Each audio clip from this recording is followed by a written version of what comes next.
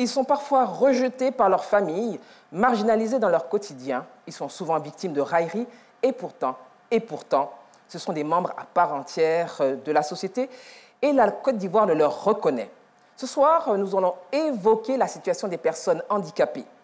Leurs droits sont-ils respectés? Que fait le gouvernement et la société civile pour leur insertion? Quel est le regard des populations? Respect des droits des personnes handicapées, où en sommes-nous? C'est le sujet de ce soir. Pour ce plaidoyer, 5 intervenants. Madame Kofi Conan, exactement Marie-Laure, bonsoir. Bonsoir Eliane. Alors, vous êtes sous-directrice en charge des droits des personnes handicapées, mais surtout de la promotion des droits des personnes handicapées au ministère de l'Emploi et de la Protection sociale. C'est bien cela? C'est bien cela. Merci à vous d'être parmi nous. Bonsoir, Monsieur Alfred Kwasi. Bonsoir, Madame Herveau. Alors, vous êtes membre de la Commission centrale du Conseil national des droits de l'homme. Tout à fait. Merci d'être parmi nous. Merci, Madame. À votre gauche, nous avons Madame Kofi Germaine, épouse Bartman. Bonsoir, Madame. Bonsoir. Merci d'être parmi nous. Alors, vous êtes présidente de l'ONG de lutte pour le droit des personnes handicapées. C'est bien cela? Oui, c'est bien cela. Merci à vous d'être sur ce plateau. Bonsoir, Gislain Koulibaly. Bonsoir, Eliane. Alors, vous êtes sociologue, spécialiste en genre. Merci d'être là. Je vous en prie, c'est moi. Alors, j'ai annoncé 5 personnes. Ce n'est pas habituel, mais pour ce plaidoyer, nous avons sur ce plateau M. Ekeni Brouléonce, qui est interprète en langue des signes. Merci à vous d'être parmi nous pour cette émission, ce plaidoyer. Mesdames, Messieurs, vous pourrez également participer, comme vous le faites très souvent à cette émission. Le QR code va s'afficher au bas de l'écran et vous pourrez donc partager vos questions, vos contributions également pour faire avancer le débat. Nous allons partir tout de suite pour l'état des lieux et nous retrouvons donc Siaka Kone qui nous propose un reportage sur inclusion des personnes handicapées. Quelle réalité! Les personnes en situation de handicap, estimées à plus de 500 000 selon le dernier recensement général de la population et de l'habitat, se sentent lésées dans la société ivoirienne. Elles sont confrontées à des problèmes, entre autres, de mobilité, santé, logement, formation et surtout emploi et au respect de leurs droits. Depuis 2014, les actions du gouvernement et des organisations ont changé la donne. En plus de la ratification des conventions internationales, le gouvernement ivoirien a procédé au recrutement des personnes handicapées à la fonction publique sur la base de quotas imposés. Au niveau du secteur privé, l'Association de gestion du Fonds pour l'insertion professionnelle des personnes handicapées, AGFIPH, dispose d'un fonds dédié au financement des aides, prestations et services au bénéfice des travailleurs handicapés et des employeurs. Des ONG militent pour le respect des droits de ces personnes.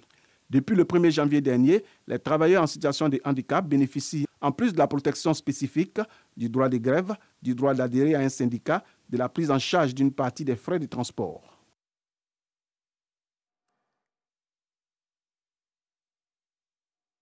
Merci beaucoup, Siaka Kone, de nous avoir planté donc, ce décor. Mesdames, Messieurs, alors quel est votre commentaire? Je commence par vous, Madame Conan. Quel est votre commentaire justement suite à ce reportage qui a été monté par Pacom Afrié? Merci, Madame Eliane Herveau. Avant tout propos, j'aimerais adresser au nom de Monsieur le ministre de l'Emploi et de la Protection sociale, Maître Adama Kamara, les remerciements à Monsieur le directeur général de la RTI qui nous offre cette opportunité, cette tribune de champ pour que nous puissions échanger sur la question du handicap et le respect des droits des personnes handicapées en Côte d'Ivoire.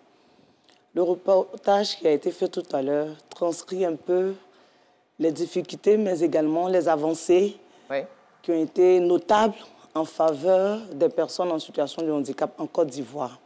Nous avons parlé tout à l'heure dans le reportage, nous avons la question de l'insertion des personnes handicapées. Nous savons tous que c'est des personnes dotées d'intelligence, sont douées aussi bien que les personnes valides qui fréquentent les mêmes salles de classe que nous, dont il n'est point raison. Et après toutes ces années d'études, elles sont détenues des diplômes, il n'est point raison qu'elles ne puissent pas être insérées au niveau de l'emploi. Il n'y a pas de raison qu'elles ne puissent pas être insérées au niveau de l'emploi. Alors, je vais me tourner vers vous, Monsieur Kwasi Alfred, donc CNDH. Justement, après ce reportage, on a parlé de difficultés, on a parlé de quotas imposés, c'est vrai. Mais quel est votre regard justement sur cet état des lieux aujourd'hui en Côte d'Ivoire et surtout le nombre de personnes en situation, on ne dit pas des situations de handicap, des personnes handicapées? Oui, on dit tout. On dit personne en situation de handicap. Oui. On dit personne handicapée. On peut aussi dire personne vivant avec un handicap. Donc les trois peuvent se dire. Voilà, les trois peuvent se dire. Parfait. Alors, seulement, tout à l'heure, lorsqu'on écoutait le reportage, environ 500 000 personnes, ça donne l'impression qu'on n'est pas assez dans notre pays. Et pourtant, dans la réalité, il y a plus de 500 000 personnes. Combien alors? On va prendre la proportion qui est reconnue par l'OMS, oui. qui est de 15% de la population du pays. Donc, quand on prend les 29 millions d'Ivoiriens, on va se retrouver peut-être autour de 4 millions de personnes handicapées en Côte d'Ivoire. C'est ça qui est la réalité. C'est ça qui est la réalité. Voilà, c'est ça. Quels sont les différents types, justement, de handicap? Parce que oui, il y a plusieurs types, effectivement. Il y a les personnes handicapées sensorielles, oui. Je veux dire ceux qui ont un handicap visuel, ceux qui ont un handicap auditif. Il y a aussi les personnes handicapées physiques ou moteurs, comme on le dit. Il y a les personnes handicapées intellectuelles ou psychosociales. Et il y a les personnes, c'est-à-dire qu'on dit psychosociales, c'est à la fois les IMC, les enfants ou les personnes avec un spectre d'autisme. Et c'est tout cet ensemble. Il y a des personnes de petite taille. Quand je dis physique, il y a les personnes de petite taille. Il y a les bègues. Il y a les personnes vivant avec l'albinisme.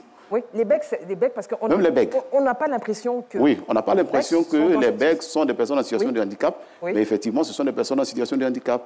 D'accord. Et leur handicap est reconnu en Côte d'Ivoire comme un type de handicap faisant partie du grand ensemble des handicaps reconnus dans notre pays. Alors, il faut le faire. Il faut considérer les bègues comme des personnes handicapées reconnues en Côte d'Ivoire. Alors, Madame Kofi Germaine, vous êtes donc présidente d'une ONG. À votre niveau, comment cela se passe justement? Quel est votre regard sur la situation des personnes handicapées en Côte d'Ivoire? Merci beaucoup, Madame, pour l'opportunité que vous nous donnez en tant qu'ONG qui milite pour la valorisation des personnes handicapées.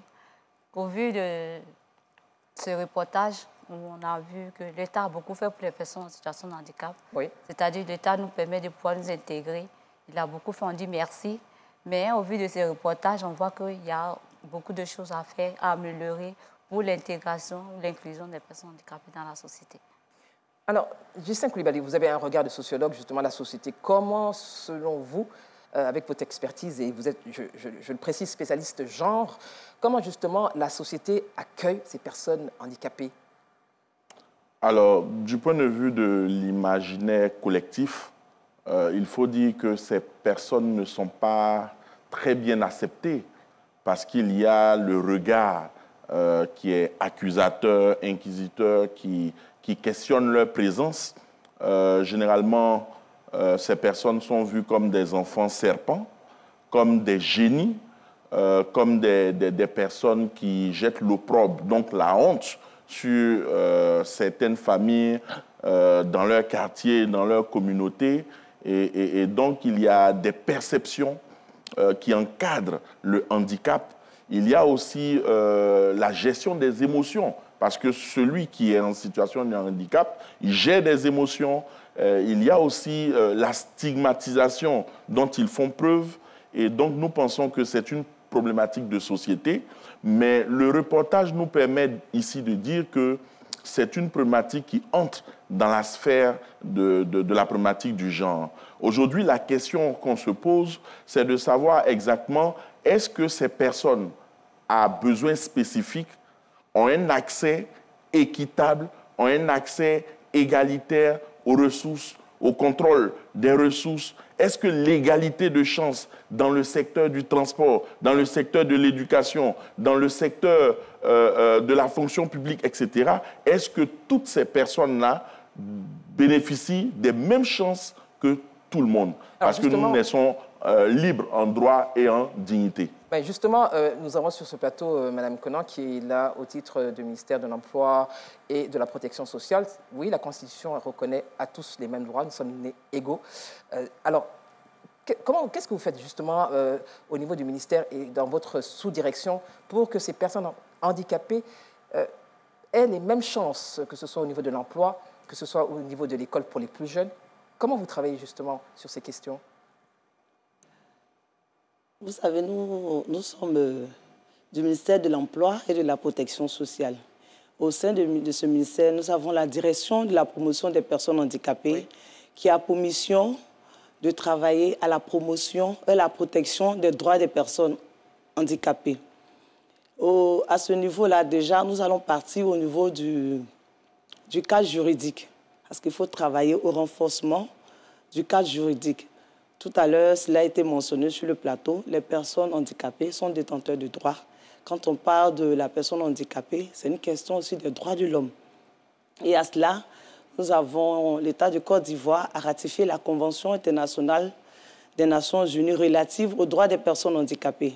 Cette convention a pour objet de promouvoir, de protéger et assurer la pleine et égale jouissance des droits de l'homme aux personnes handicapées. Est-ce que c'est effectif? Oui, puisque la Côte d'Ivoire a ratifié cette convention. La mise en application, je veux dire. Au niveau national, nous avons la convention, la Constitution ivoirienne du 8 novembre 2016, qui en ses articles 32-33, l'État s'engage à lutter contre les discriminations faites aux personnes handicapées et à leur garantir le droit à l'accès à l'éducation, à la formation, à l'emploi, au sport et loisirs. Pour vous dire que l'État travaille et l'État est conscient des difficultés, des barrières encore qui existent au niveau de l'accès des personnes handicapées, de l'inclusion des personnes handicapées dans notre société. Et nous avons parlé tout à l'heure du renforcement du cadre juridique. Nous avons au niveau de l'insertion professionnelle. Je l'ai dit tout à l'heure, les personnes handicapées ont droit à l'éducation. Elles ont droit à l'éducation. Oui. Mais je voudrais justement entendre sur cette question le représentant sur ce plateau du Conseil national des droits de l'homme, M. Alfred Kossi. Alors justement, ce droit à l'éducation, au niveau du Conseil, comment justement vous l'amenez de façon effective sur le terrain? Et quelles sont peut-être les difficultés que vous rencontrez justement? Si nous devons parler spécifiquement de ce droit, par exemple à l'éducation, il faut dire que par exemple, nous avons été saisis au niveau du Conseil national des droits de l'homme par des parents qui nous ont saisis pour dire que le droit à l'éducation de leurs enfants est violé. Il s'agit de parents qui ont des enfants avec un handicap auditif et d'autres avec un handicap visuel. Les enfants n'arrivent pas à partir à l'école. Même au-delà, il y a aussi les enfants avec un handicap intellectuel. Et les parents ne savent pas dans quelle école les envoyer. On dit de 0 à 6 ans, l'enfant doit être à l'école. Il vient envoyer son enfant à l'école. 6 à 16 ans, voilà, l'enfant doit être à l'école, mais lui, il ne sait pas où envoyer son enfant à l'école. Oui, mais qu'est-ce que vous faites justement dans ce cas? Justement, nous faisons le plaidoyer en tant qu'institution nationale des droits de l'homme. Nous faisons des recommandations, parce qu'on fait des rapports chaque année sur l'état des droits des personnes handicapées en Côte d'Ivoire, et nous faisons des recommandations au niveau donc, des institutions de la République, au niveau de la société civile, à tous les niveaux. Et dans ces recommandations, nous mettons ce qu'il faut faire, notamment comment est-ce qu'il faut mettre en œuvre l'éducation inclusive en Côte d'Ivoire. Parce que c'est cela qui est la solution à ce problème d'éducation. Pour que l'enfant qui est à Benta, l'enseignant qu'on envoie à Benta soit formé pour prendre à la fois les enfants avec un handicap visuel et aussi un handicap auditif, dans la même classe que tous les autres enfants. Voilà, c'est ce qui va faire qu'on pourra prendre en compte cette question-là. Alors, on a donc la présidente de l'ONG de lutte pour les droits des personnes handicapées, donc vous êtes de la société civile. Quel est votre rapport justement peut-être avec le ministère, avec le CNDH? Est-ce que vous travaillez de façon synergique justement pour que ces questions soient adressées, l'emploi, il y a sans doute un quota, l'éducation. Comment vous travaillez justement avec ces institutions? Concernant le travail que nous faisons, c'est de sensibiliser l'opinion publique. Et nous travaillons ensemble, quand nous avons des activités de sensibilisation, la direction des personnes handicapées nous accompagne parce qu'on est en train de courrier pour sensibiliser les personnes sur la question de l'inclusion des personnes handicapées. C'est-à-dire, on dit l'école est pour tous. Mais est-ce qu'il y a des mesures d'accompagnement pour envoyer ces enfants à l'école, comme on le dit, pour les personnes qui ont des handicaps sensoriels et pour les mêmes personnes qui sont les personnes handicapées? Comment est-ce qu'un enfant dit normal, il marche normalement, il va à l'école? Bon, l'enfant qui est en fauteuil roulant, il a besoin d'être accompagné. Il a besoin d'être accompagné pour être au même niveau que celui qui est dit enfant normal. Donc, ce sont les sensibilisations qu'on fait pour pouvoir avoir... Vous travaillez avec le gouvernement, avec, on va dire, le ministère justement de l'Emploi et d'autres ministères peut-être de l'Éducation nationale également? Oui, oui, bien sûr. Alors, M. Coulibaly, vous êtes très souvent sur le terrain. Quel est votre constat justement sur cette approche entre les populations et des personnes qui sont donc pas en situation de handicap, vous avez dit qu'on peut le dire, donc je veux le dire, en situation de handicap? Alors, ce que je voudrais dire, c'est que relativement au cadre normatif, oui, le cadre normatif, il existe, il encadre la matière du handicap. La Constitution a été citée, la Convention des Nations Unies. Donc, la Côte d'Ivoire, de ce point de vue, est un excellent élève. Mais force est de constater que nous sommes confrontés à des défis d'ordre sociologique. Les barrières socio-culturelles font qu'aujourd'hui, on n'arrive pas à appliquer, je vais dire, tout le corpus juridique qui est prévu par la loi et par le gouvernement. Simplement parce que quand vous regardez au sein des cellules familiales, lorsqu'on a des personnes en situation de handicap ou des personnes handicapées, généralement, c'est des situations qui sont très mal vécues, déjà à la naissance. Et dans la cellule familiale, la situation est mal gérée. À l'école, lorsque le processus de socialisation se met en place, les groupes de pairs vont prendre le relais, l'école, la communauté, la société, la sphère professionnelle et autres, mais les dispositions ne sont pas toujours prises. Ce qui fait qu'aujourd'hui, comme je l'ai dit, ces personnes-là, nous sommes au XXIe siècle, mais ces personnes sont perçues toujours comme des enfants sorciers.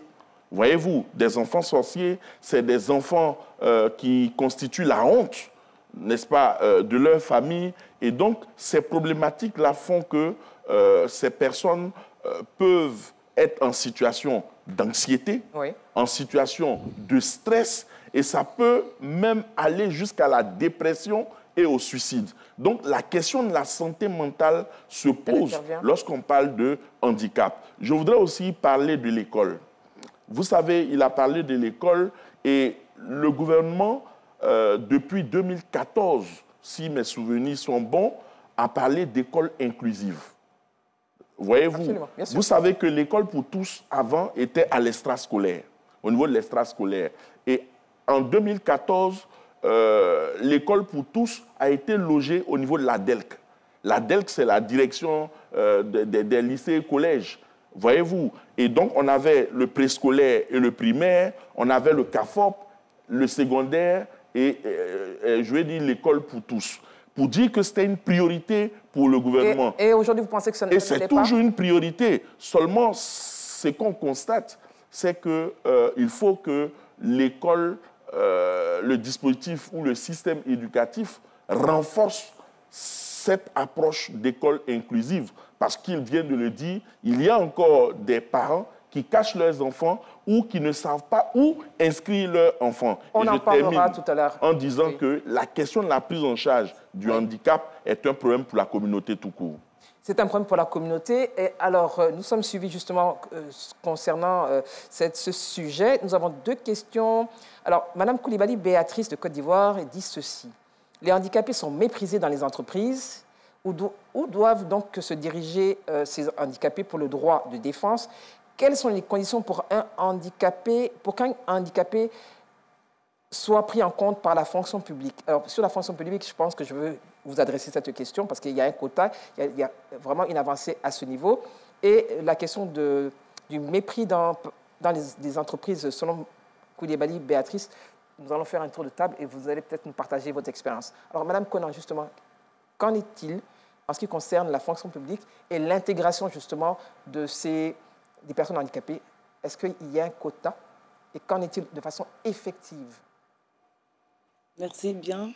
Concernant la fonction publique, nous précisons que depuis 1997, l'État de Côte d'Ivoire recrute les personnes handicapées par le biais du recrutement dérogatoire des personnes handicapées à la fonction publique.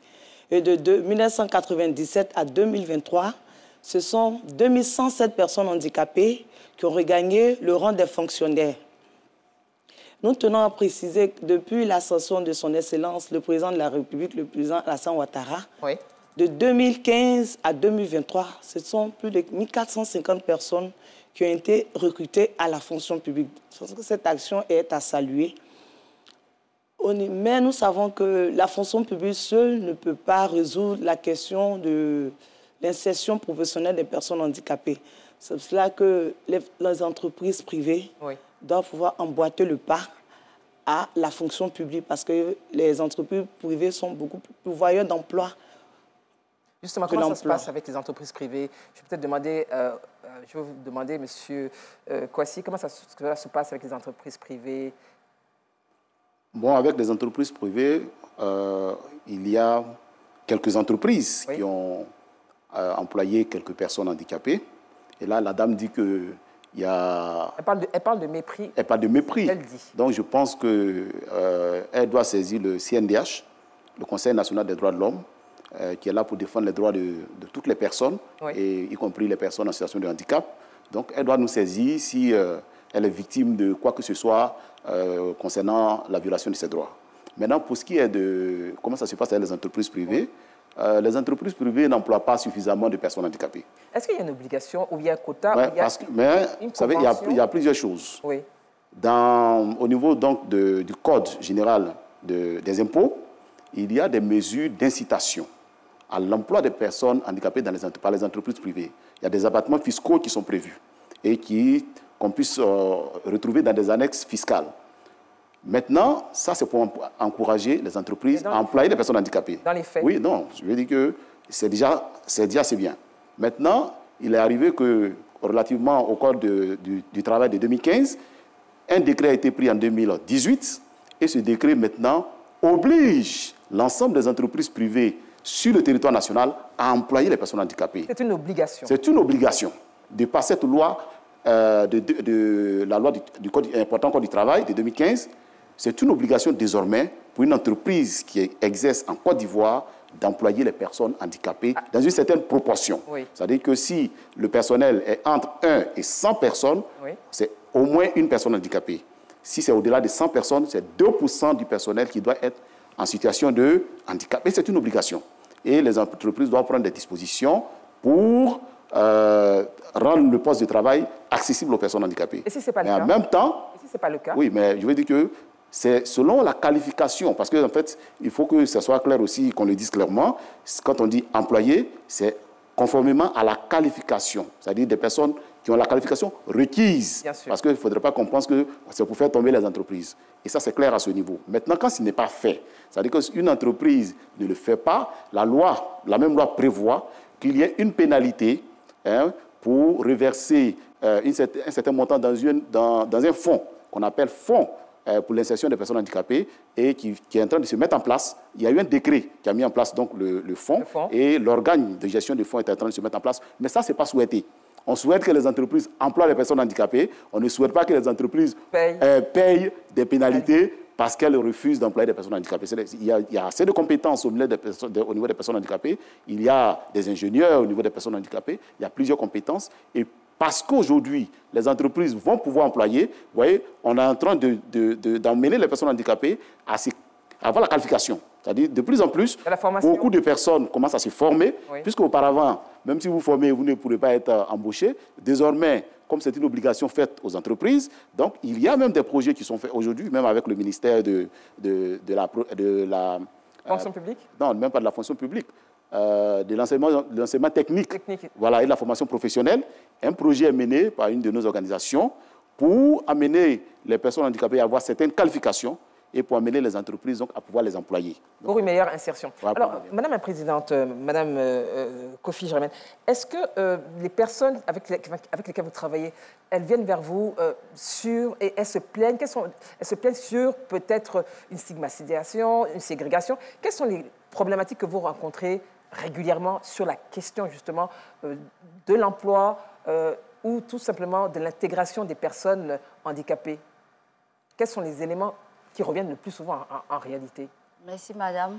Déjà, nous remercions le gouvernement, le ministère qui recrute les personnes handicapées pour les intégrer à la fonction publique.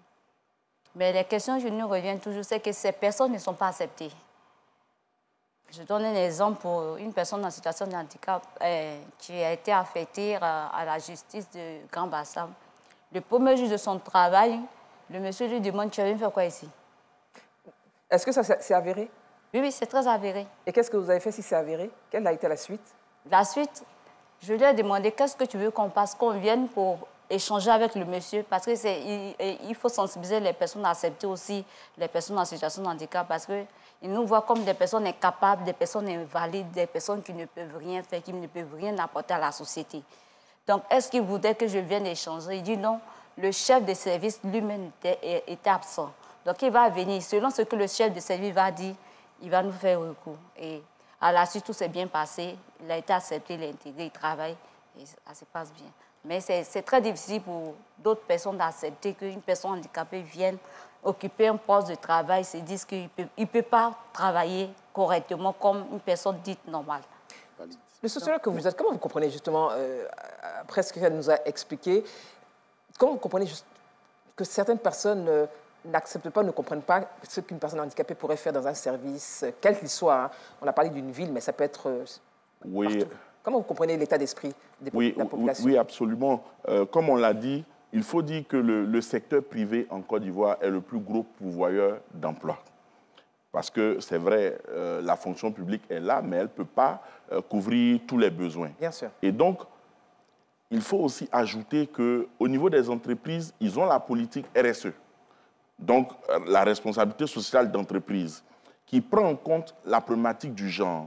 Ce qui se passe, c'est qu'au niveau de nos entreprises, la discrimination positive n'est pas encore appliquée. Ce n'est pas une réalité.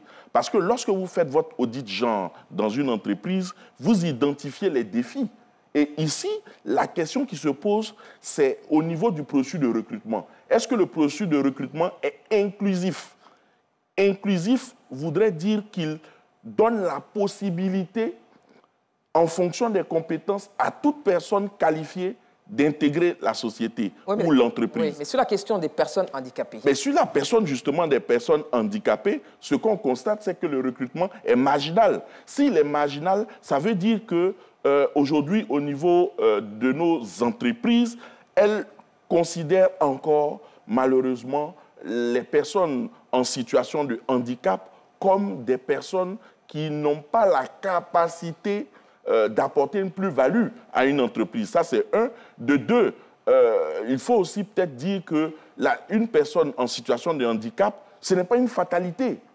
Et puis, ce n'est pas aussi un statut. C'est une situation spécifique que vit la personne. Il appartient à l'entreprise de créer les conditions ou les aménagements raisonnables, pour que justement cette personne-là soit dans sa capacité pleine et entière à apporter sa contribution. Donc, il y a un problème de sensibilisation, qui se pose. Alors, on parle d'Abidjan, hein, donc là, on est à Abidjan, vous êtes tous à Abidjan, mais moi, je veux savoir, parce qu'on nous regarde à travers le pays et à travers le monde, comment ça se passe justement, Madame Conan, dans la prise en compte des personnes handicapées ou en situation de handicap à l'intérieur du pays, dans les zones rurales, les femmes, les jeunes, les enfants? Comment, justement, au niveau du ministère, vous intégrez cela? Parlons du recrutement dérogatoire des personnes handicapées. Lorsque ce recrutement a lieu, il est bon de préciser que 30% des personnes recrutées proviennent de l'intérieur du pays. Parce que c'est une action forte de l'État qui doit être perçue dans toutes les régions de la Côte d'Ivoire. Oui. Donc nous veillons à ce que 30% de ces personnes recrutées proviennent de l'intérieur du pays et 30% soient réservés aux femmes. Voilà. Au niveau du ministère, nous avons nos directions régionales de la protection sociale, oui, qui sont la continuité du ministère des actions du ministère en région. Et nous en avons 29. Et ces directions régionales ont aussi les centres sociaux, qui sont le premier guichet, oui, voilà, qui reçoivent les vulnérabilités. Donc nous travaillons en synergie d'action avec ces structures-là, qui sont les démembrements du ministère. Donc vous êtes vraiment présent pour être à l'écoute des personnes. Et nous précisons également que nous travaillons avec les organisations de personnes handicapées, même celles provenant de l'intérieur du pays. Elles sont appuyées, elles sont accompagnées, encadrées par la direction de la promotion des personnes handicapées. Et elles reçoivent une subvention de l'État de Côte d'Ivoire pour les accompagner dans leur fonctionnement, les accompagner à mener leurs activités. Très bien. Alors, il y a des questions. Avant que nous passions à l'axe 2, je vais rapidement vous poser une question. Vous allez peut-être tous y répondre. Alors, comment, c'est Stéphane de Côte d'Ivoire, peut-être elle vous a adressé, comment contacter la DPPH pour sauver une personne en situation de handicap, victime de moqueries, de rejet, de stigmatisation? C'est vrai qu'on en a parlé, mais je vais faire rapidement un tour de table. Comment on prend en charge ou on sauve, parce que c'est sauver que Stéphane a écrit, comment on sauve ces personnes qui sont victimes de moqueries, de rejet, de stigmatisation? Comment on les sauve? Monsieur Kwasi? Oui, en fait, il faut que, comme je l'ai dit tout à l'heure, il ne faut pas rester seul dans son coin. Oui. Il faut savoir qu'il y a des institutions qui existent. Oui. Il y a la police qui existe, il y a la gendarmerie qui existe, il y a le parquet qui est là, il y a le Conseil national des droits de l'homme.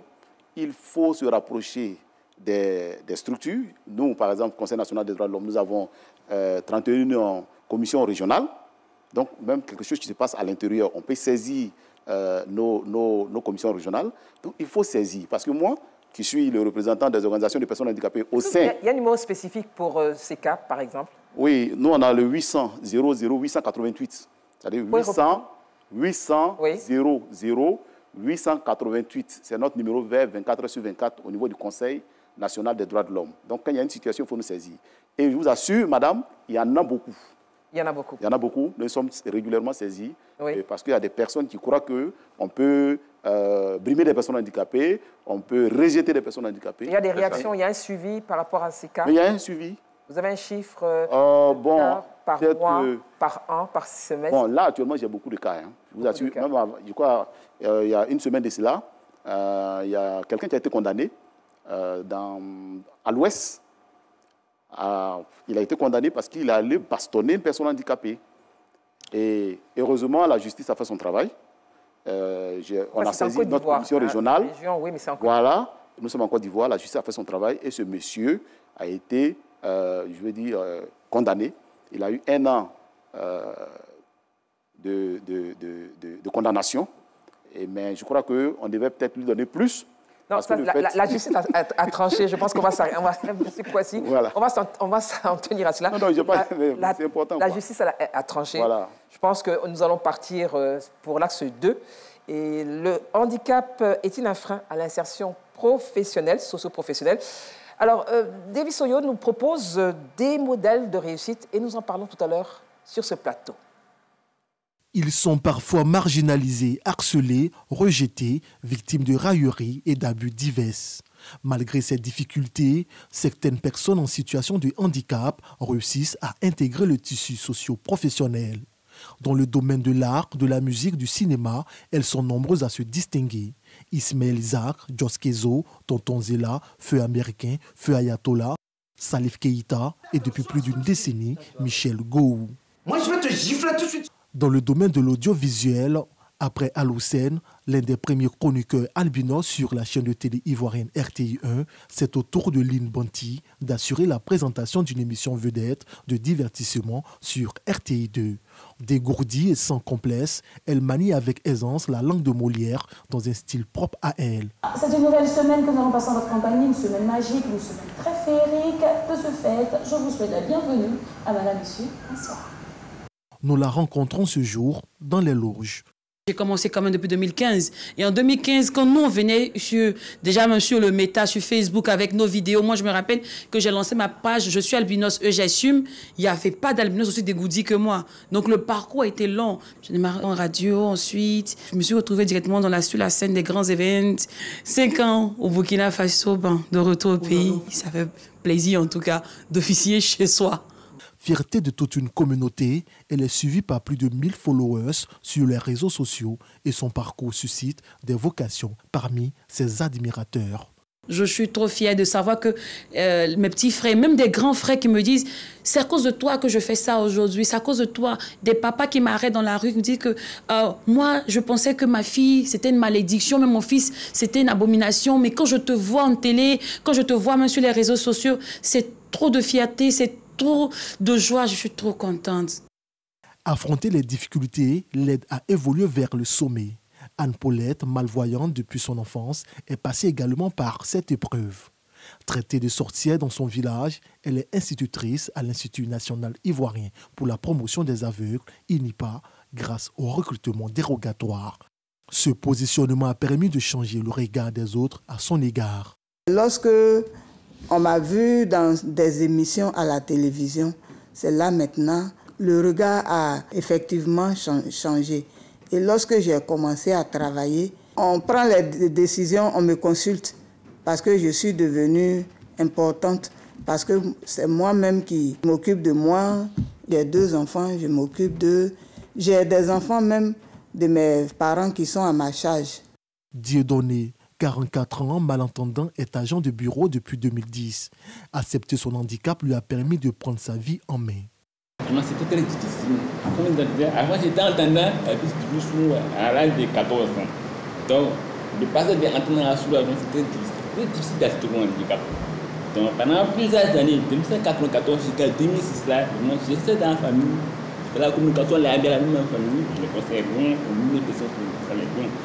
Donc, rester dans la situation familiale, c'est en 2006 qu'un cousin m'a fait part de l'existence de l'Association nationale du Côte d'Ivoire.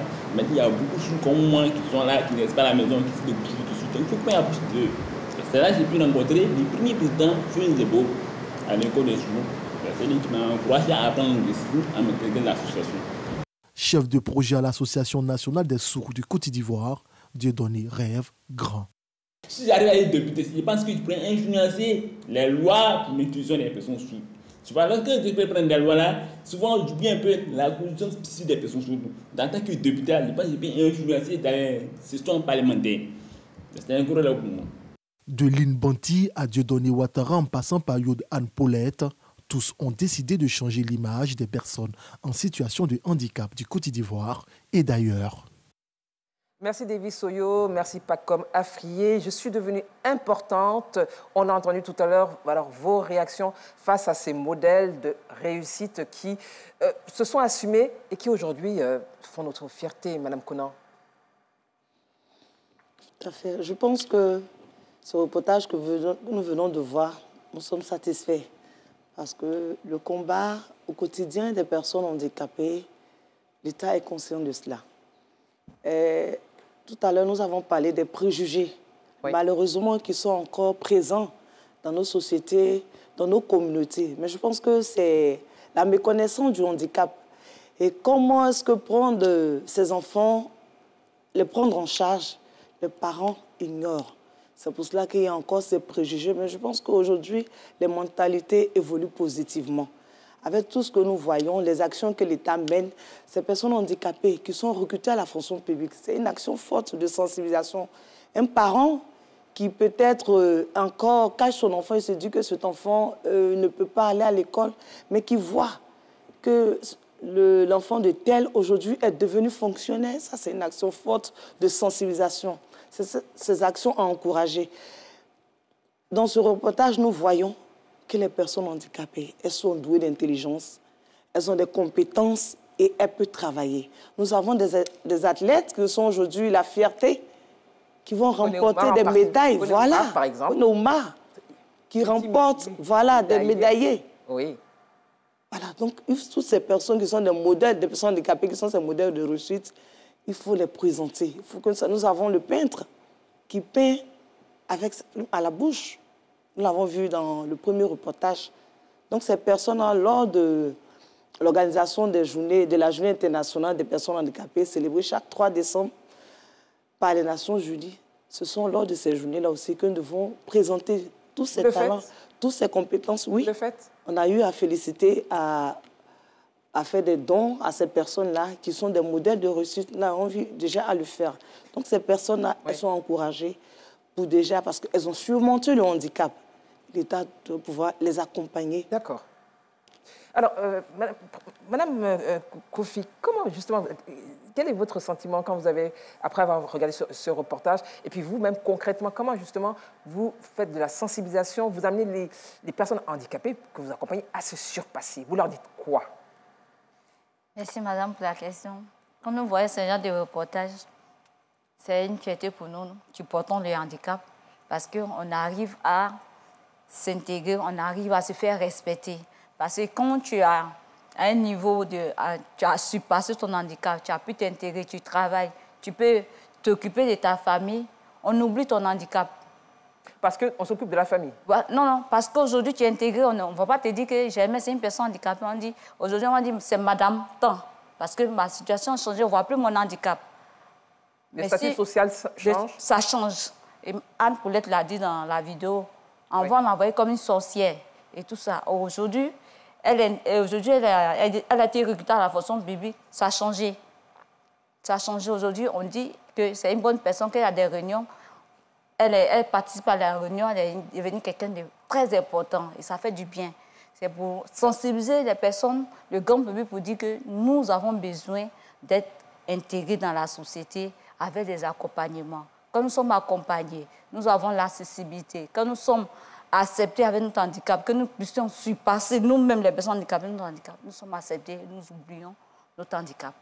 Vous oubliez votre handicap et nous partons justement pour... nous sommes en Côte d'Ivoire, c'est Kwasi Konan Eric qui dit ceci. Dans les administrations, nous avons des soucis pour accéder à nos bureaux parce que très souvent, il n'y a pas d'ascenseur dans certains bâtiments. Il y a également un harcèlement moral parce que certains directeurs centraux ne considèrent et ne collaborent pas avec des agents en situation de handicap. Au niveau des nominations, le ratio est très mince. Kwasi Konan Eric, qu'est-ce qu'on peut lui répondre concernant justement l'administration, M. Ghislain Coulibaly, le fait qu'il n'y ait pas d'ascenseur? Exactement. Je pense quand même qu'il y a des ascenseurs normalement dans tous l'administration et les ministères, mais qu'est-ce qu'on peut répondre justement à Kwasi Konan Eric qui nous regarde de Côte d'Ivoire? Oui, moi je lui dirais que son constat est juste. Oui. Le constat est juste. Ce qu'on constate, c'est que les personnes en situation de handicap, malheureusement, sont encore victimes de nombreux cas de violences basées sur le genre. Ces personnes sont victimes de violences psychologiques et émotionnelles qui vont toucher leur confiance en soi, leur estime de soi. Ces personnes sont souvent victimes de harcèlement même sexuel. Ces personnes dans la communauté aussi sont victimes de cas de viol, de cas de violences physiques, coups et blessures et les nombreux cas d'agression sexuelle. Ce que aussi je peux dire, c'est que malheureusement, on n'a pas encore intégré dans nos infrastructures les dimensions d'inclusion. Ce qui fait que très peu d'infrastructures sont construites en prévoyant des rampes, par exemple, pour permettre aux personnes en situation de handicap d'avoir un accès facile. Par exemple, les ascenseurs, lorsqu'on est en hauteur, prenons le cas de nos universités. Aujourd'hui, les personnes en situation de handicap vont à l'école, fréquentent nos universités, fréquentent nos institutions bancaires et autres. Mais est-ce que des dispositions sont prises pour faciliter leur accès? Donc l'accessibilité, alors je ne sais pas, oui. CNDH, est-ce que c'est un sujet sur lequel vous discutez avec vos partenaires? Constamment. Mais il y a une évolution? Oui, bon, on va dire qu'il y a quelques évolutions. Oui. Parce que la question de l'accessibilité est la question la plus importante. Et quand on parle d'accessibilité, il ne s'agit pas seulement de l'accessibilité physique.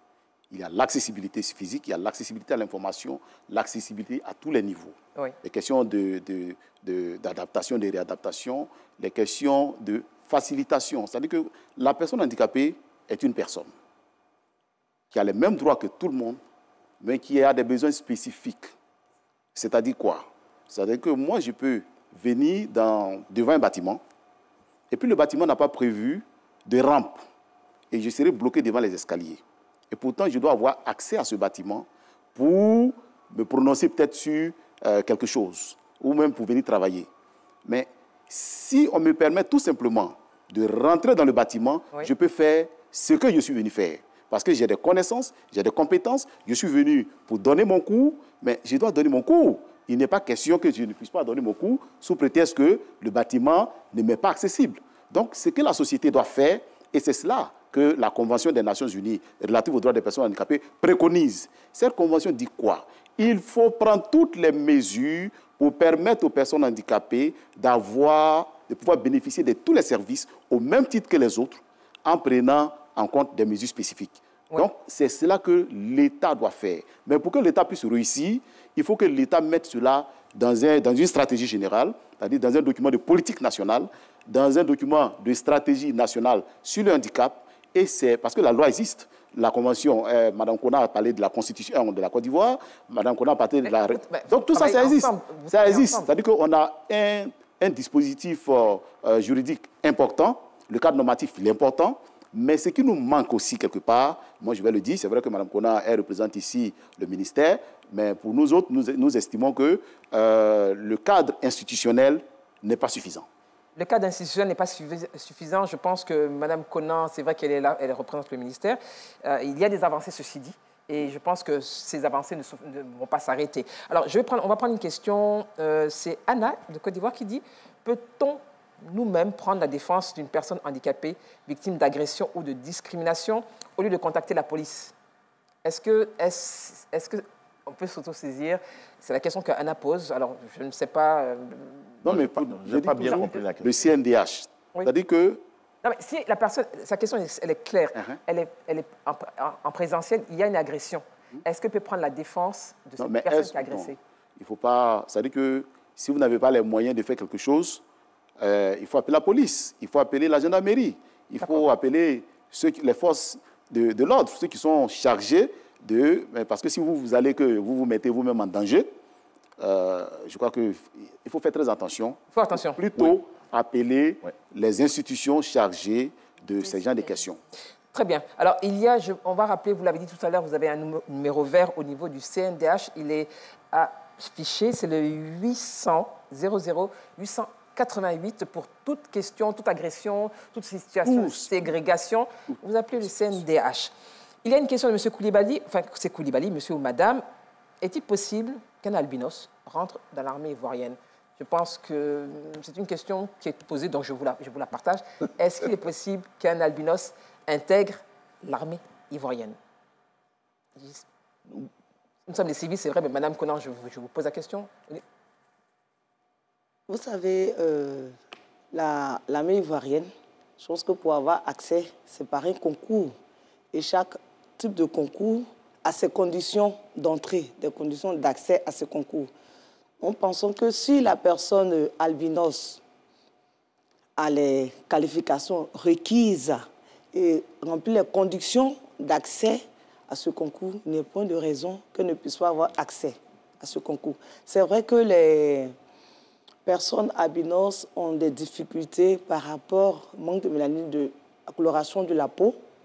Donc, si ces personnes elles sont exposées au soleil, il y a des difficultés hématologiques. Donc, nous savons comment est-ce que se fait la formation militaire. Voilà. Si cette personne, en allant passer ce concours avec la formation militaire, il peut avoir des retentissements sur son état de santé ou bien sur ses difficultés cutanées. Je pense que ce serait difficile. Mais de prime abord, il n'y a pas de ségrégation. Il n'y a pas de ségrégation. Si elle a les qualifications requises, elle remplit les conditions d'accès au concours. Donc l'albinisme n'est pas un frein en soi. Non, ce n'est pas un frein. Oui, j'allais dire que la grande muette, la gendarmerie ne discrimine point. Elle ne discrimine point. Il y a quand même des critères. Et je voudrais saisir l'opportunité pour dire que la problématique que nous abordons, ce n'est pas du favoritisme. On ne favorise pas les personnes vivant avec un handicap ou en situation de handicap. Ce que nous demandons simplement, c'est que le gouvernement crée les conditions favorables à leur inclusion, leur accès équitable aux opportunités, aux ressources qui existent, parce qu'ils sont aussi, n'est-ce pas, bénéficiaires du fruit de la société qui doit être équitablement répartie. Et donc, la gendarmerie ne discrimine point. Il n'y a pas de discrimination. Voilà, il faut respecter simplement les critères édictés. Alors, quels sont les impacts, selon vous quatre, psychologiques, en ce qui concerne des situations de violation, justement, des droits des personnes handicapées? Madame la Présidente, quelles sont les répercussions, les conséquences, on va dire, qui pourraient intervenir après, justement, ce qu'on appelait ségrégation, agression, que sais-je, pour les personnes handicapées sont déjà handicapés, on va dire cela ainsi. Pour des gens qui sont déjà, ils ont déjà une déficience, victimes de violence, je pense que ces personnes-là, ils vont se retirer un peu de la société. C'est-à-dire qu'ils auront peur de pouvoir s'affirmer dans la société. Ils vont se retirer carrément et ça ne présente pas bien. Pour une personne d'abord qui a des difficultés et puis victime de violence encore, je pense que c'est à éviter. Il faut qu'on sensibilise les gens à ne pas le faire passer. Ça pouvait être des traumatismes psychologiques. Oui, je suis totalement en phase avec elle. Voyez-vous, lorsque vous avez des besoins spécifiques et que le regard des autres est un regard qui vous accuse peut-être de malédiction, de sorcier, de génie et autres, vous avez cette pression sociale qui finit par toucher la psychologie justement de ces personnes. Donc, c'est des personnes qui vont finir par manquer de confiance, auront à développer des problèmes d'estime de soi. C'est des personnes qui seront dans l'anxiété, dans la pression constante. Oui. Et ces personnes sont exposées justement au suicide et donc aux questions de santé mentale. Et donc, pour nous, il faut vraiment les encadrer, il faut les protéger parce que ces personnes ont les mêmes droits que vous et moi. Et nous sommes nous-mêmes en sursis. Nous sommes des handicapés en sursis. Je connais des exemples où ces personnes étaient très riches et au cours d'un déplacement ont été victimes d'un accident. Et puis, ces personnes sont retrouvées en situation de handicap. C'est pour cela que moi, je préfère la dénomination personne en situation de handicap parce qu'il y a de l'espoir. Ce n'est pas une fatalité. Madame Konan, personne en situation de handicap, personne handicapée. Mais moi, j'ai envie de vous entendre sur les défis particuliers, on va dire, peut-être que votre ministère rencontre pour une meilleure prise en compte des personnes handicapées ou en situation de handicap dans la société, de façon globale. Je tenais avant à préciser que nous avons un numéro vert, un numéro gratuit, Allo Handicap, le 142. 142, oui. Voilà. Les personnes, Allo Handicap, oui, les personnes handicapées, victimes d'abus, de violences, peuvent nous appeler, nous contacter au niveau du ministère. Comment? Vous recevez beaucoup d'appels au 142? Oui, malheureusement, bon, ils appellent très souvent lorsque c'est la période de recrutement dérogatoire. Donc, ça veut dire que ce numéro est ouvert. Il ne faut pas garder le silence lorsqu'on est victime de violence, que ce soit psychologique, il faut dénoncer pour pouvoir pousser à l'action. Nous travaillons en étroite collaboration avec le CNDH. Oui. Vraiment, nous sur des dossiers en commun, ils nous sollicitent. Voilà. Donc, il ne faut pas rester silencieux. Il faut dénoncer pour que l'action puisse se mettre en marche. Il faut dénoncer, c'est le 142, c'est le numéro vert du ministère de l'Emploi et de la Protection sociale. Alors, je vais vous demander, quel est le rôle des leaders communautaires? Est-ce que vous travaillez avec des leaders religieux ou des leaders communautaires, justement, pour casser ces préjugés qui sont, ou cette stigmatisation à l'endroit des personnes en situation de handicap ou des personnes handicapées? Oui, effectivement, on travaille, oui. Nous travaillons avec les leaders communautaires, les leaders religieux, les partis politiques, les journalistes. Nous travaillons avec les différents groupes de la société. Parce qu'il faut travailler avec les différents groupes pour les sensibiliser sur la question du handicap. Et nous travaillons avec tous ces leaders. Souvent, nous avons des projets. Oui. Et dans le cadre de ces projets, on fait des focus group avec les leaders communautaires. Moi, j'ai été chef d'un projet. Et, il y a eu des leaders communautaires, il y a eu les leaders religieux, il y a eu des partis politiques. On a formé tout ce groupe-là. Même on allait vers les institutions, les représentants des institutions, pour parler de la question du handicap et leur dire, voilà ce qu'il faut faire. Et quand nous sommes sortis de ce projet, nous avons mis en place un guide qu'on appelait guide de mesures pratiques d'accessibilité. Alors, ce guide nous intéresse et justement, je vais revenir vers vous tout à l'heure parce que nous passons à l'axe 3. C'est un micro-trottoir que nous propose Davis Oyo et il a rencontré des populations qui font des propositions pour que les droits des personnes en situation de handicap ou handicapées soient respectés. Nous retrouvons Davis Oyo. Pour respecter les droits des personnes en situation de handicap, d'abord la sensibilisation de la population, parce que si la mobilisation est passée, ces personnes en situation de handicap seront épanouies. Ces personnes en situation de handicap seront acceptées de tous. Je crois que le problème vient déjà de la base.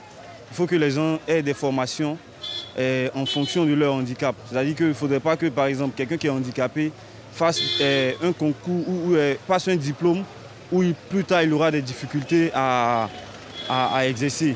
Donc il faut déjà peut-être qu'on ait des diplômes par rapport aux handicapés, spécifiquement pour les handicapés. Comme ça, après formation ou après diplôme, ils peuvent facilement travailler. Il serait important de réunir toutes les couches sociales, c'est-à-dire accepter les handicapés tels qu'ils sont, avec leur handicap, créer des centres pour essayer de les coacher, créer une fédération si possible pour fédérer tous les handicapés de Côte d'Ivoire pour que aussi leurs droits puissent être entendus et respectés. Il serait important de voter une charte dans chaque lieu de travail. Tout le monde a les mêmes droits dans un pays de droit et d'équité. Alors il faut tout mettre en œuvre, surtout encore eux. Il faut avoir de l'empathie pour eux et il faut les aider, être solidaires vis-à-vis de ces personnes en situation de handicap. Si nous voulons transmettre ça sur le plan éducatif, je dirais qu'il faut créer une éducation inclusive qui ouvre ses portes à tout le monde parce que chacun doit avoir la chance pour une insertion sociale vraiment équitable à toutes et à tous. On ne doit pas les marginaliser. Ils ont besoin de l'affection. Ils ont besoin, aussi sur le plan intellectuel, ils ont besoin d'être instruits. Ce que moi je pense que l'État peut faire, il n'a qu'à pouvoir organiser, créer une ONG comme ça pour s'occuper d'eux. On peut même les orienter dans tout le travail qu'ils peuvent faire. Les actions qu'on doit mettre en place pour respecter le droit des personnes en situation de handicap sont par exemple l'éducation inclusive. Parce qu'il y a certaines écoles qui refusent de prendre des enfants handicapés sous prétexte qu'ils vont gêner les amis. Pourtant, ces enfants ont droit aussi à l'éducation. Merci beaucoup Ahmed Traoré et le montage, pas comme Afrié. Mesdames, messieurs, après justement ce micro-trottoir, ces réactions, ces propositions, je vais revenir vers vous, justement. Vous parliez tout à l'heure d'un guide. Donc, c'est déjà une proposition. Oui. Qu'est-ce que vous avez fait Il y a un justement guide de mesures pratiques. Dans ce guide. Oui. Un guide de mesures pratiques d'accessibilité. Oui. Et à ce guide, on a joint un répertoire de spécialistes handicap. C'est-à-dire que ceux qui savent comment il faut faire les rampes, ceux qui savent interpréter en langue des signes, même notre frère Kenny a son nom sur cette liste. Donc, ce guide-là, on le met à la disposition des institutions, des populations. On va vers 2025. Il va y avoir des élections en Côte d'Ivoire. On le met à la disposition aussi des autorités pour que dans les régions, on puisse interpréter tout ça. Mais vous avez, quand on regarde ce que je viens de voir, ce qu'il faut, moi je vais retenir, c'est qu'il faut que l'action du gouvernement s'inscrive dans un document de politique nationale, avec une stratégie nationale, un plan d'action bien défini, mais un cadre institutionnel renforcé. Il y a une direction centrale. Je pense qu'on doit retrouver la question du handicap autour de la table du Conseil des ministres. C'est très important. Oui, donc, Présidente, avant de vous passer la parole, je voudrais vraiment saluer M. Ekeni Brou-Léonce qui, aujourd'hui, nous accompagne. Il est interprète en langue des signes et merci vraiment pour sa disponibilité. Alors, oui, Madame, justement, de votre côté, qu'est-ce que vous proposeriez ou proposez justement pour une meilleure intégration d'abord des personnes handicapées et justement que cette stigmatisation, elle cesse? Merci, au niveau de votre ONG, qu'est-ce que vous proposez? Merci Madame pour la question. C'est comme le reportage l'a dit, il faut toujours sensibiliser. Est-ce suffisant la sensibilisation? Oui, il faut sensibiliser sur la question du handicap pour que les personnes soient d'abord acceptées, considérées dans la société. Et puis, il faut permettre l'insertion dans la société, dans le travail, comme le recrutement. Ce sont des solutions qui sont très bienvenues pour que nous puissions nous affirmer, pour que nous puissions nous épanouir aussi dans la société. Ce sont des solutions comme ça que l'État doit apporter, surtout des aménagements. C'est-à-dire, si aujourd'hui, moi, en tant que personne handicapée, je me déplace facilement, comme une personne dite normale, une personne valide, je suis épanouie. Je n'ai pas un frein dans la tête pour dire est-ce que je pourrais prendre les marches s'il n'y a pas de rampe? Est-ce que je pourrais arriver à l'heure au travail si je n'ai pas de choses, de véhicules à proximité? Actuellement, nous avons une bonne solution pour nous, les personnes qui sont en mobilité réduite, comme les Yango, les... Pas de publicité. Allons-y. Voilà. C'est pas grave. Voilà, donc, ils viennent nous chercher à la maison, ils nous envoient d'un endroit à un autre endroit. Ça nous aide. On a besoin des choses comme ça encore pour pouvoir vraiment nous imprégner, nous épanouir, être des choses comme les autres, dites normales. Alors, Madame Konan, être comme les autres, est-ce que vous comprenez qu'aujourd'hui encore, les personnes, je rebondis sur ce que Madame Kofi a dit, être comme les autres, est-ce que vous comprenez ce langage? Et si oui, qu'est-ce qu'il faut faire justement pour qu'on n'ait plus justement, on n'entende plus être comme les autres? Les personnes, nous naissons tous libres et égaux en droit et en dignité. Donc les personnes handicapées, il faut créer les conditions pour leur inclusion dans la société. Il faut lever toutes les barrières sociétales, comportementales, environnementales qui empêchent leur égale et pleine effective participation à la vie de la société. Nous sommes tous des personnes égaux devant la loi. La question du handicap, c'est une question de droits humains. Ce n'est pas de la charité, c'est le respect de leurs droits. Et ces droits-là leur sont reconnus dans les tests législatifs réglementaires. L'État s'est engagé. Ça veut dire que l'État reconnaît ses droits aux personnes handicapées. Mais il faut savoir que la question du handicap est une question transversale. Oui. Le seul ministère de l'Emploi et de la Protection sociale ne peut pas résoudre à lui tout seul toutes les questions, tous les besoins spécifiques des personnes handicapées. Alors justement, comment vous travaillez en synergie avec d'autres ministères? Comment cela se passe? Aujourd'hui, quand on parle de l'éducation, l'école est obligatoire. La loi de 2015 nous le dit. L'école est obligatoire pour tous les enfants âgés de 6 à 7. Et l'État doit maintenir ces enfants au sein du système éducatif. Mais qui a le lead de l'éducation en Côte d'Ivoire? C'est bien le ministère en charge de l'éducation nationale. Vous êtes d'accord avec moi? Donc, nous avons eu déjà à travailler dans le cadre du projet de l'école inclusive. Nous avons eu un travail avec le ministère de l'Éducation nationale. Nous avons eu également un travail avec le ministère en charge de la famille, de la femme et de l'enfant sur ce projet-là qui a concerné 500 enfants handicapés sensoriels. Il s'agissait de permettre que les enfants handicapés sensoriels puissent être dans les mêmes salles de classe que les enfants dits valides. Et le personnel enseignant a été formé à la langue des signes, a été formé à l'écriture braille. Et ces enseignants-là ont pu apporter les enseignements à ces enfants-là. On a eu de bons résultats? Oui, on a eu de très bons résultats, des résultats probants. On en avait même des handicapés auditifs qui étaient premiers de classe. Oui. On l'a eu, voilà, dans une école dans la commune de Yopougon. Il est sorti premier de classe. C'est pour dire que si les conditions sont créées, ces personnes-là peuvent exercer leur droit à l'éducation. Et on doit pouvoir les accompagner. Oui. Comme je l'ai dit tout à l'heure, c'est dans une synergie d'action, une synergie d'intervention que nous allons réussir cette société inclusive, que nous allons réussir l'inclusion du handicap dans tous les programmes de développement. Alors, Ghislain, et tous les quatre d'ailleurs, 2025, c'est une année électorale. Alors, qu'est-ce qu'il faut justement, comme amélioration peut-être, dans les bureaux de vote pour permettre aux personnes en situation de handicap ou de personnes handicapées de faire valoir leurs droits et de pouvoir voter librement, sachant que parfois, il y a des bureaux de vote qui sont à l'étage ou tout simplement dans des endroits un peu reculés, même si c'est vrai que la Commission électorale indépendante a vraiment fait des efforts concernant les bureaux de vote. Ghislain, vous, le sociologue, qu'est-ce qu'il faut faire? Oui, je pense qu'il faut dire aux téléspectateurs que la Commission électorale indépendante s'est d'abord dotée, pour la première fois, d'un document de politique genre. Et donc, c'est la preuve de sa non-discrimination. Et donc, la politique de l'égalité de chance entre les hommes et les femmes, les filles et les garçons, la politique de l'inclusion sociale est une volonté manifeste.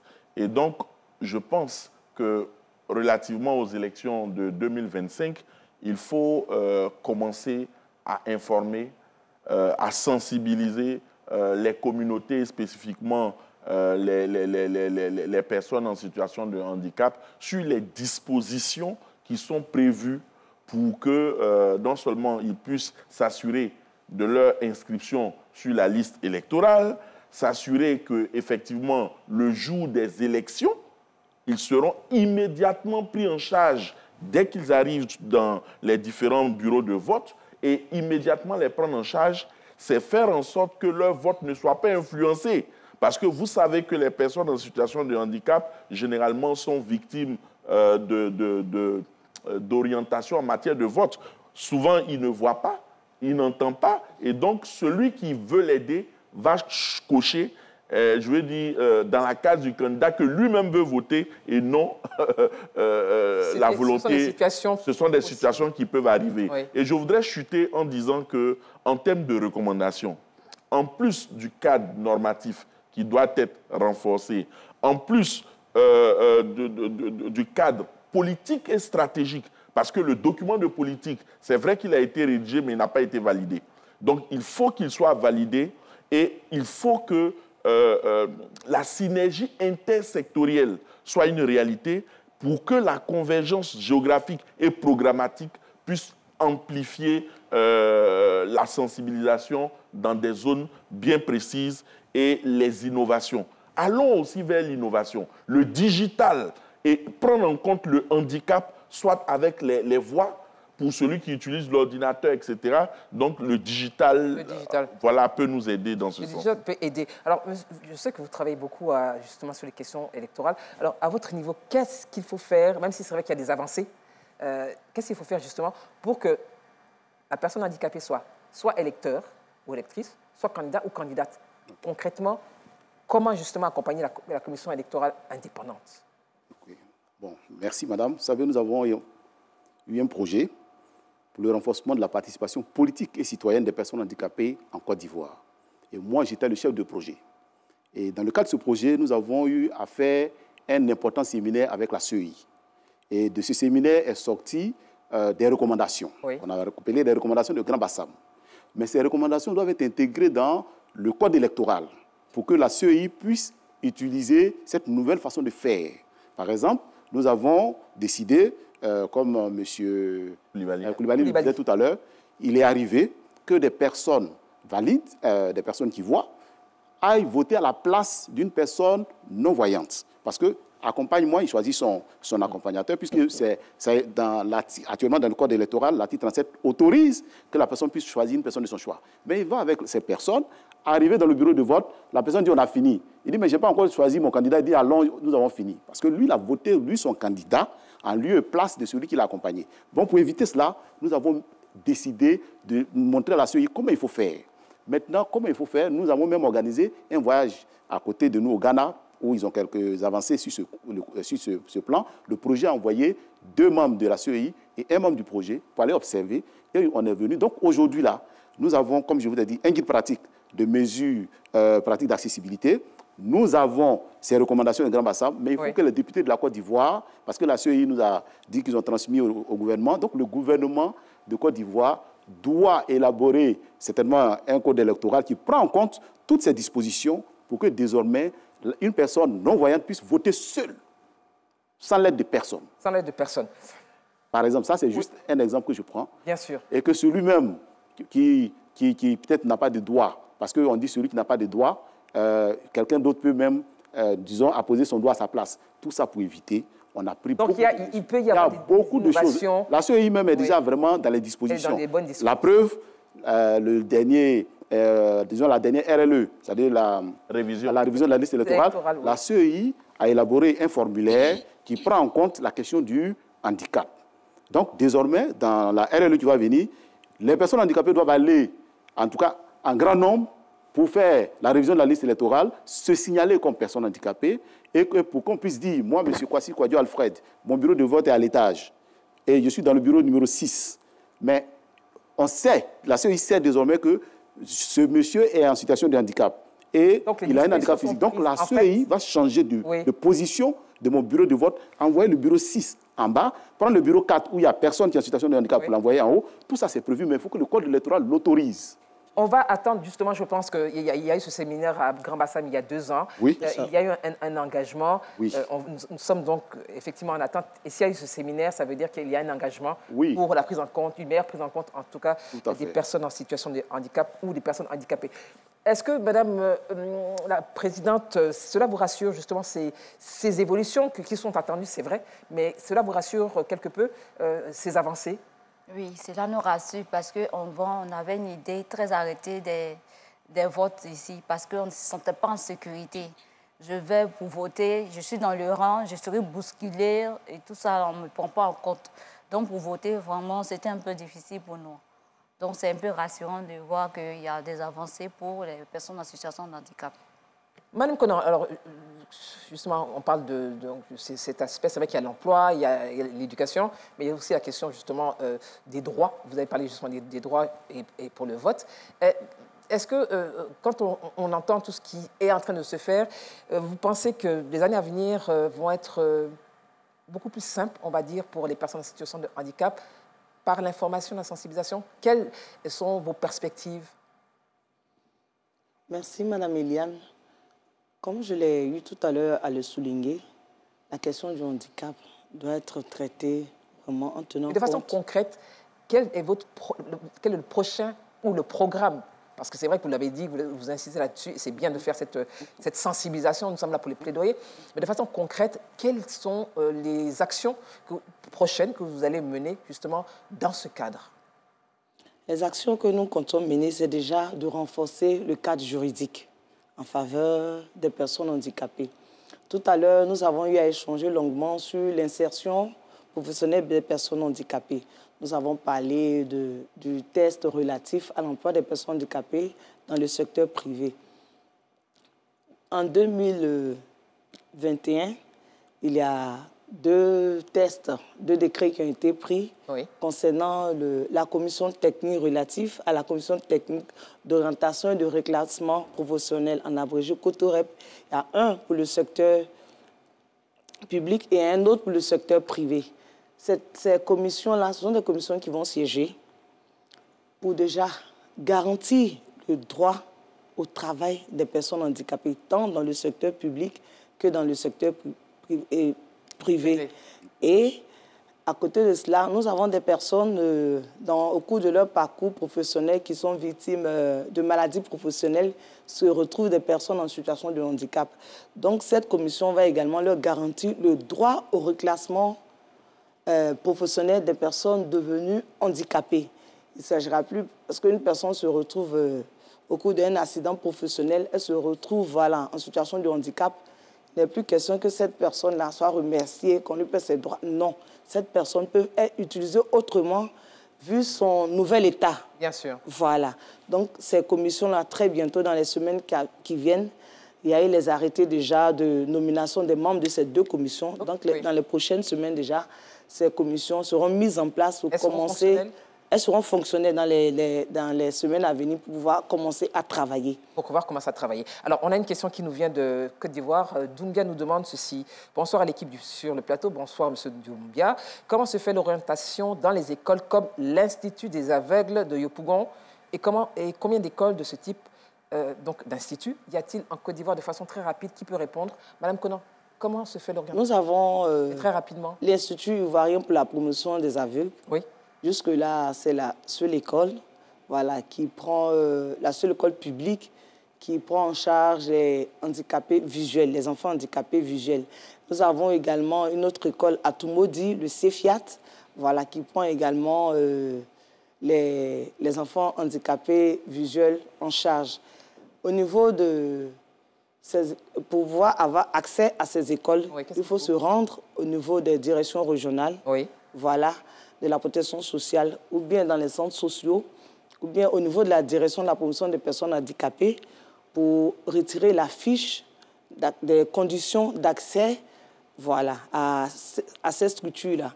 Et après cela, il faut déposer des dossiers et il y a une commission qui siège pour permettre l'admission de ces enfants autour de l'année. Ce n'est pas un parcours du combattant?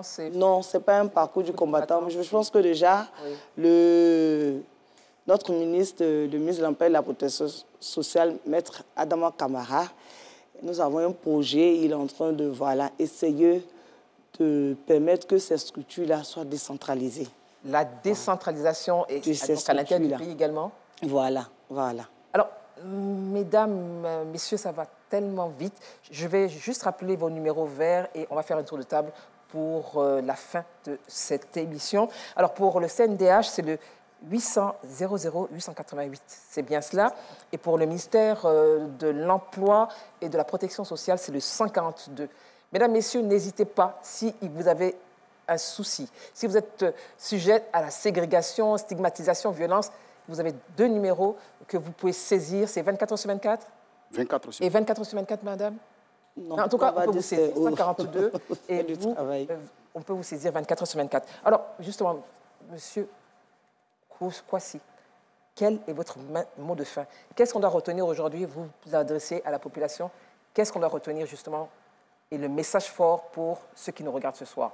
Alors, pour ceux qui nous regardent ce soir, je voudrais dire à toutes les familles qui ont des enfants en situation de handicap de ne pas les rejeter. Ce sont des enfants comme les autres. Il ne faut pas les cacher. Parce que lorsque vous les cachez, ces enfants vont grandir sans partir à l'école. Vous allez continuer de les nourrir jusqu'à ce que ces enfants deviennent des vieilles personnes. Mais si vous leur donnez l'opportunité de partir à l'école comme les autres, ces enfants vont pouvoir travailler et venir aussi vous aider à vous nourrir également. Donc c'est important de ne pas cacher ces enfants. Ce que je vais dire à l'État de Côte d'Ivoire, c'est qu'il y a un dispositif qui existe. Il faut pouvoir l'appliquer. C'est important qu'on l'applique. Madame Kona a cité 2 commissions qui ont été mises en place conformément à une loi qui existe depuis 1998. Mais cette loi avait aussi prévu un comité interministériel qui n'a jamais existé. Si cela avait existé, certainement qu'on n'en serait pas là. Donc je sais qu'aujourd'hui, le chef de l'État, depuis qu'il est là, depuis 2015 déjà, Madame Kona l'a dit également, on fait le recrutement de façon régulière. Monsieur Kofi. Oui. Donc, je pense que je vais terminer pour dire... S'il vous plaît. On souhaite un cadre institutionnel renforcé, c'est-à-dire soit un secrétariat d'État ou alors un secrétariat national, mais en tout cas une direction générale pour la question. Les dispositions seront prises, M. Kwasi, je pense que le message est passé. Vous représentez, je comprends, hein, vous représentez le CNDH, merci d'être là. Merci. Oui, mais rapidement, Madame Kofi, s'il vous plaît, votre message de fin et le message à ceux qui nous regardent. Mon message que je peux donner aux personnes qui nous regardent, c'est que nous devons sensibiliser sur la question du handicap. Et nous devons permettre aux personnes handicapées de pouvoir se retrouver, s'épanouir dans cette société construite pour, entre griffes, les valides. Merci infiniment, Mme Kofi. Alors, Justin Coulibaly, votre mot de fin? Oui, je dirais que la communauté doit changer de regard vis-à-vis des personnes en situation de handicap. Ce ne sont pas des enfants serpents, ce ne sont pas des enfants sorciers, ce ne sont pas des personnes maudites. Ce qu'il faut faire, c'est de créer les conditions optimales pour leur intégration sociale et professionnelle. Merci, M. Coulibaly. Madame Konan. Les personnes handicapées sont des personnes, des citoyens à part entière. Et l'État de Côte d'Ivoire l'a compris à travers le renforcement de l'inclusion dans la politique sociale du gouvernement. Et c'est une réelle avancée que nous tenons à saluer. Mais c'est main dans la main, que ce soit l'État, que ce soit les collectivités décentralisées, que ce soit les organisations qui représentent les personnes handicapées, les familles, les membres de la communauté. C'est tous ensemble que nous devons travailler ensemble pour parvenir à cette société ivoirienne inclusive où personne n'est laissé de côté. Merci Madame Konan, merci à tous les 4. Une société ivoirienne inclusive. Remerciements aux équipes techniques et rédactionnelles ce soir et particulièrement ici à M. Ekeni Brou-Léonce qui était l'interprète en langue des signes. Merci, bonsoir. Et comme nous l'avons dit, nous avons tous le devoir de contribuer à ce que les personnes handicapées ou en situation de handicap se sentent comme des personnes entières dans notre société. Et le gouvernement a pris en charge cette question. Bonsoir, à très bientôt. Merci également à la RTI pour ce débat, pour ce plaidoyer à l'endroit de toutes les populations. À très bientôt. Bonsoir.